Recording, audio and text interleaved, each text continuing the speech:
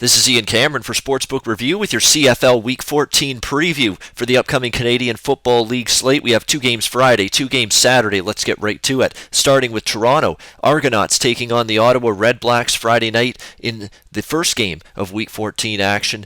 When you look at these two teams that have been very mediocre, very inconsistent, very erratic, two very good offensive teams. Trevor Harris at quarterback for the Red Blacks has done a very good job this season leading this offense. Defense hasn't been quite so sharp lately, though, for the Red Blacks. They've given up 29 points or more in 3 of their last 4 games. One of those was against a very bad Montreal Alouettes offense. So the Red Blacks having some issues right now on the defensive side of the football, but so are the Toronto Argonauts. I mean, Toronto's defense was just shredded last week. Over 40 points allowed to the Winnipeg Blue Bombers, and it's not like Winnipeg's offense is explosive or dynamic or spectacular by any stretch of the imagination for CFL standards, but still, the Argos had trouble getting stops in that game. The good news is, even with Ricky Ray injured again for the Argos, what else is new there? Dan Lefevre stepped up and played well. In 2 games against Hamilton and Winnipeg, he's played well, he's made big throws, he's made plays with his legs, which is why he is a very effective quarterback, because he's a dual threat. That's very important in the CFL.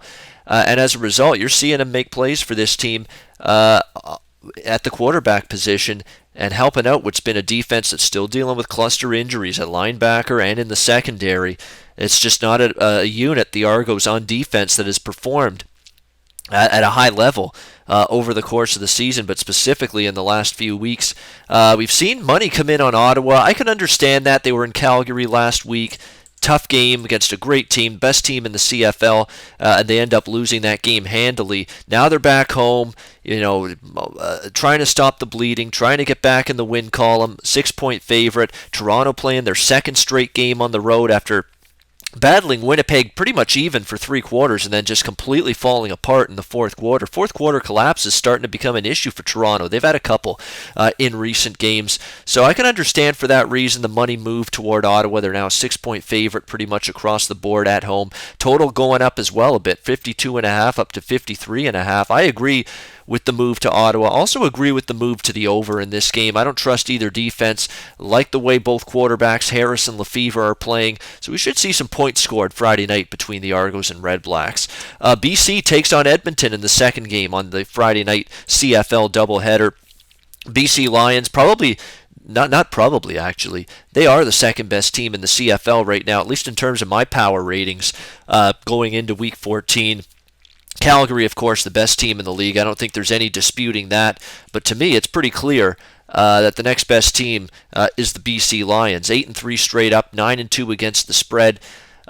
Jonathan Jennings, the dual threat quarterback, has really come on as the season has progressed, played better and better and better running this Lions offense. And really, when you look at this BC team, they've now all of a sudden found a lot of secondary targets at receiver. Now, it's not just about Emmanuel Arsenault, which was a problem last year. They didn't have a lot of support for him at receiver, but Brian Burnham's having a great year. Sean Gore's having a better year. There's Boldevine has stepped up at receiver for BC. So all of a sudden, there's a lot more weapons at the disposal of Jonathan Jennings, and this team just continues to play great football. And this team's done their best work all season long on the road. This BC Lions team, they have been road warriors. 5-1 straight up, 6-0 against the spread on the road this year are the BC Lions. Now they go on the road to face an Edmonton Eskimos team that's really going to be looking to figure things out, because they just really haven't had things go their way. Their last 3 games, they've lost 3 in a row, the Eskimos. Back-to-back losses to Calgary, including the second loss to Calgary where they had a double-digit lead at home. Could not hold the lead, lose in overtime, and again, last week we see a fourth quarter meltdown from Edmonton, leading Saskatchewan in the latter stages of that game. Roughriders, though, able to tie the game, force overtime, and next thing you know, the Saskatchewan Roughriders end up getting their second win, only their second win of the season last week against this Edmonton Eskimos team. I got some issues with Edmonton. Mike Riley's not had a great year. He's been good. This offense should be better than it's been, but they've been inconsistent, and the defense has been way down from what it was last year when Edmonton won the Grey Cup. They've not been able to get critical stops when they've needed them. It's very possible the wrong team might be favored here. I know Edmonton's at home. They're off 3 straight losses, desperation factor, but hard not to look at these teams and not view BC as the better team right now. Then you look at what Edmonton's done at home. 1-7 ATS, their last 8 home games. I can't make a case to back Edmonton here as a favorite when I think they're the inferior team. I can only look at BC in this even money price range. Again, BC off a bye week as well. Should be well rested, ready to go for this game. Some real bad signs here with Edmonton. Not able to close games, not able to keep leads, not able to close the deal late. If this game's close late, I trust BC to make the plays. I don't know if I trust Edmonton, so it's BC or pass for me in that game Friday night. Saturday, we got 2 games on the slate. Winnipeg takes on Calgary, and boy, again, if anyone's going to be interested in betting against Calgary again, boy, this could be the spot to do it because the Winnipeg Blue Bombers are red hot. I mean, they have been just a completely different football team since they made the quarterback switch to Matt Nichols. Undefeated are the Winnipeg Blue Bombers now in 7 straight games, 7-0 straight up, 5-2 against the spread during that span. They finally got a point spread cover as favorites. Last week was their first point spread cover as a favorite for the Winnipeg Blue Bombers in their 46-29 win over the Toronto Argonauts. We'll see how they fare here against Calgary. Calgary has won and covered each of the previous 2 games against Winnipeg this season, 36-22, 33-18, winning both games by double digits. I know Winnipeg's red hot. I know those points are going to look awfully tempting, but I am simply done. D-O-N-E. Done betting against the Calgary Stampeders right now. They are playing tremendous. They're covering numbers left and right. Look at this run that Calgary is on. Absolutely phenomenal. They are on a 9-game winning streak, 9-0 straight up. How about 8-1 against the spread during that span for Calgary? Again, they're covering numbers at home this year as well. Very tough to beat at McMahon Stadium. I mean, the way Winnipeg's playing, it's tempting to take as much as 9.5, 10 points with them as underdogs in this game, but Calgary just gets it done week in and week out. You know, you're not making any money betting against Calgary right now, so it's a pass for me. Very tough game. It's a lot of points to lay with Calgary with Winnipeg playing the way they are, but at the same time, what reason has Calgary given you time and time again to bet against them? Keep playing well. There is a concern injury-wise with Calgary, though, for this game. Bakari Grant on the 6-game injured reserve list with an injury. However, again, depth seems to be very good with this team. They seem to be able to survive injuries, so we'll see if they can do that again here going into this game. And it is also worth noting, though, too, Frank Beltre on the D-line also potentially not playing this week against the Winnipeg Blue Bombers. We'll see what kind of impact that makes. Still tough to go against Calgary. It really is right now, so it's probably a game I'm not going to get involved with in the end. Last game on the Saturday slate, Hamilton taking on Saskatchewan. And how about the Saskatchewan Roughriders finally getting a victory on Sunday against the Edmonton Eskimos, their 2nd win of the season, now 2-10 on the campaign. A big win against Edmonton, got everybody feeling good once again, which is a positive sign. There wasn't a lot of good vibes, I guess you could say, coming from this Saskatchewan team prior to that victory, but a big win, gut check. And the team is playing hard week in and week out, and you have to give Chris Jones, the head coach and GM, credit. Doesn't have a lot of talent. He doesn't have a lot of depth on this Saskatchewan team, but the team is playing hard. They're still trying to win games. You got to give them credit for that. And they're competing. I mean, you look at Saskatchewan.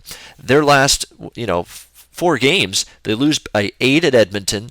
They lose by 3 against Winnipeg. They lose by 7 at Winnipeg, and they beat Edmonton last week. They're now 4-0 against the spread their last 4 games, Saskatchewan. So as bad as things have been, they've been in every single football game.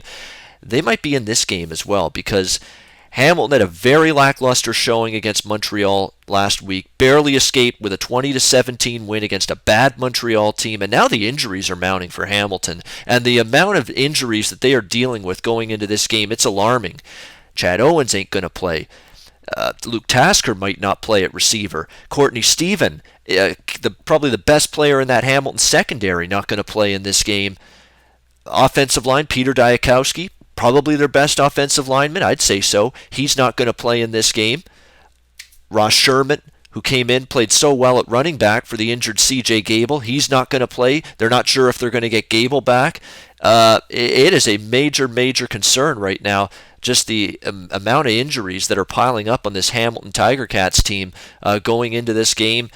And depth not quite as strong with Hamilton this year as it's been in years past. They lost a lot of key personnel last season in the offseason, either due to free agency or players that went to the NFL. So there's a concern for Hamilton. And not only do they have to go on the road here to Saskatchewan and win this game, they have to win this game by margin.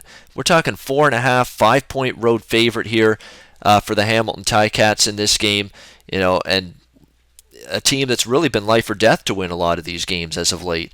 Other than a very fortuitous 13-point win at home against Toronto on Labor Day Monday in a game that they were actually trailing most of that game. It's been hard for Hamilton to win games, let alone win games by margin. And don't forget, Hamilton didn't just beat Saskatchewan earlier this season at Tim Hortons Field. They absolutely embarrassed, humiliated Saskatchewan 53-7, probably the low point of the Saskatchewan Roughriders season. For that reason, I think this game gets Saskatchewan's attention. Now they're facing a banged-up Hamilton team, and we're going to stick with this game right now for Play of the Week time for CFL Week 14. Saskatchewan's 4-0 against the spread.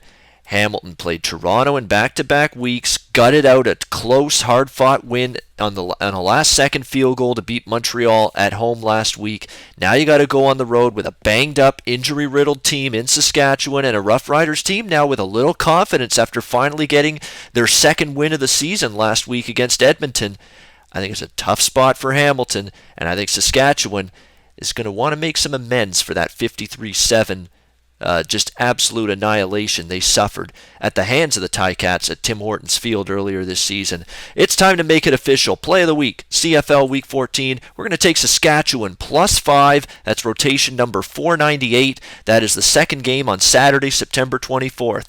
Saskatchewan +5 to make a game of it against the Hamilton Ticats on Saturday. I think the Ticats, with their injury situation and with their ongoing struggles defensively, they're going to be hard-pressed to win this game at all, let alone win it by any sort of margin. Saskatchewan +5 is the call for your CFL Week 14 Play of the Week. Go to SBRodds.com. Browse, compare, and shop live odds available at top online sportsbooks.